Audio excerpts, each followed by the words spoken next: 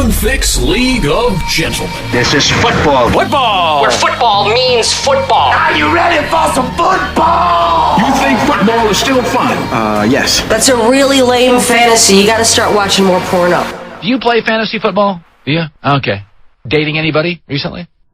I didn't think so. Alan Thicke's League of Gentlemen podcast. Week 9 preview. I'm Bob Costco, and I really like the band Asia.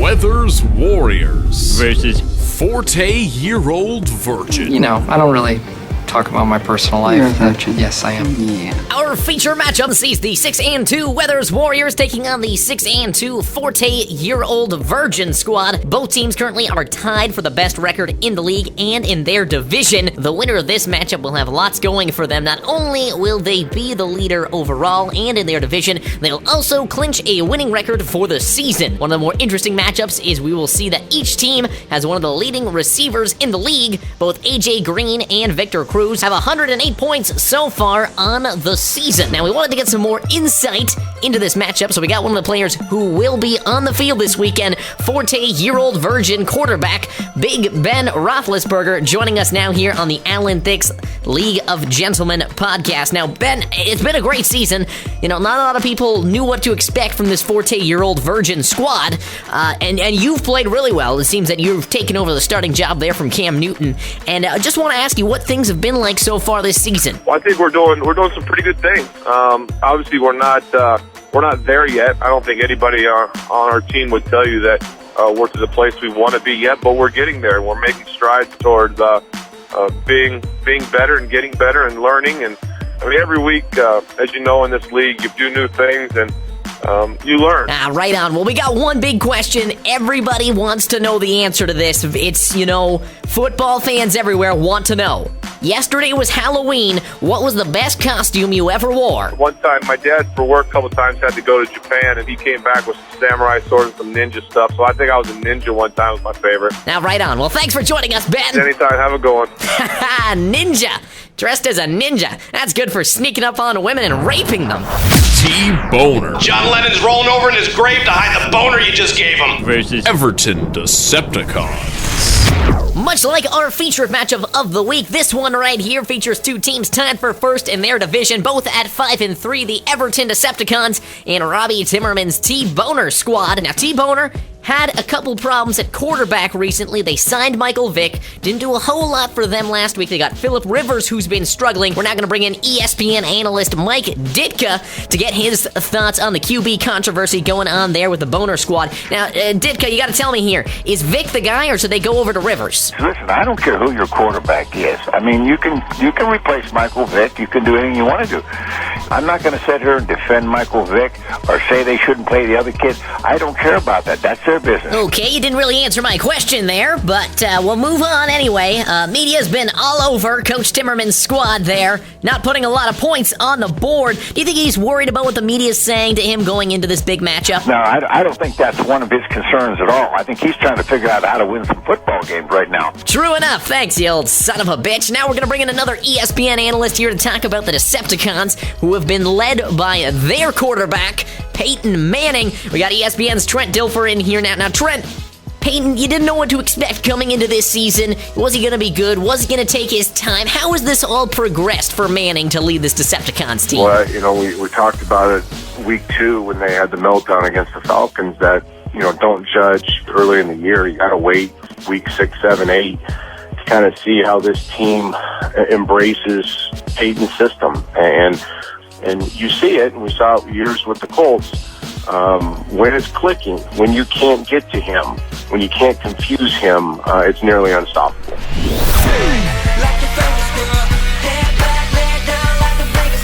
Vegas odds makers versus 85's not scared to Decker. 85's not scared to Decker had a 5-game winning streak going into last weekend, but things did not turn up for them. A couple of poor benching choices leading Trent Richardson and Doug Martin both on the bench. That one cost them big, and they are now coming off a loss, as are the Vegas odds makers, currently 3-5 heading into this matchup. They need a win to hang on to their playoff hopes, but they're going to be in trouble taking on one of the best quarterbacks in the league, Aaron Rodgers. Now, Aaron Rodgers was extremely emotional in a press conference this past week, talking about winning a Super Bowl with the Packers, but how badly he wants to go out and actually get a fantasy title. He also touched on briefly what it's been like throughout his career. He knows what it's like not to be the guy, and this is his opportunity to go out and be that.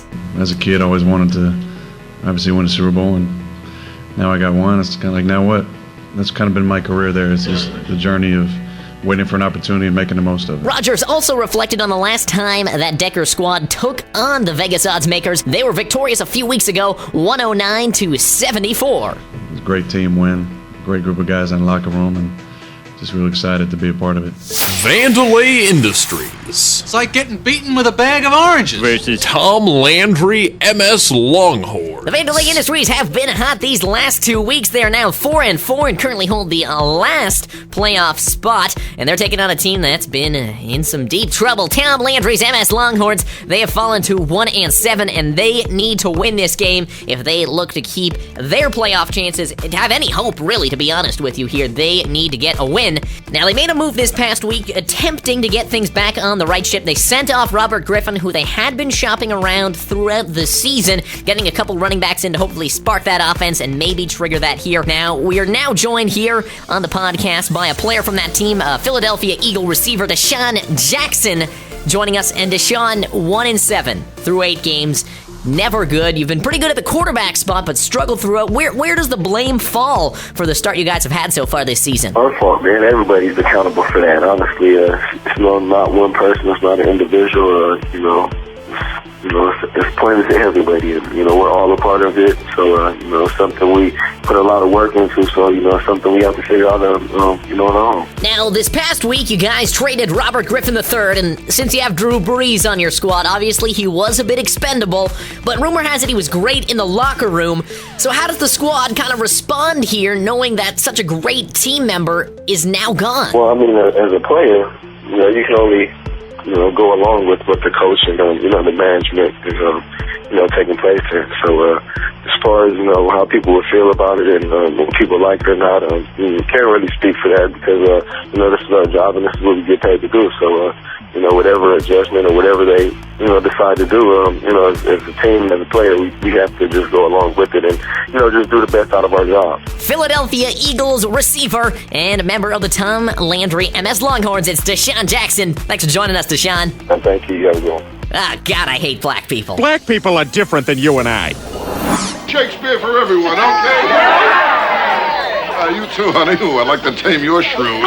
The Rodney Dangerfields versus Lolo and the Bunnymen. Lolo and the Bunnymen got a big win last week to move to 3-5, and their playoff hopes are certainly alive as they take on the Rodney Dangerfields, and the Bunnymen have a lot to look forward to now that they have picked up Robert Griffin III, finally getting some steady quarterback play. As Tony Romo, a little bit of an up and down season so far, hasn't been great for Lolo and the Bunnymen. We're going to bring Trent Dilfer back in here right now just to get his thoughts on Romo. Is he expendable now? Is he just going to be a backup? Are the Bunnymen shopping him around for a trade? Where are we looking at with Tony right now for the Bunnymen? I've been a Romo apologist from the get-go and still really appreciate the unique gifts he has at the position. And I think maybe somewhere else he may end up becoming, the superstar that some of us thought he would become. Always great insight from Trent Dilfer right there. Hard to fathom he was such a terrible quarterback in the NFL. He really knows his stuff. Well, that's going to do it all for our Week 9 preview. I am Bob Costco, and join us next week, Week 10 preview. Bears kicker Robbie Gould will sit down with us to tell us what it's like to be a huge fag and to be a Penn State alumni in 2012. How that feels on the whole. That's next week in the Alan Thicks League of Gentlemen podcast. That sounds unbelievably offensive to Americans. It's immature, and it's borderline offensive. And I like it.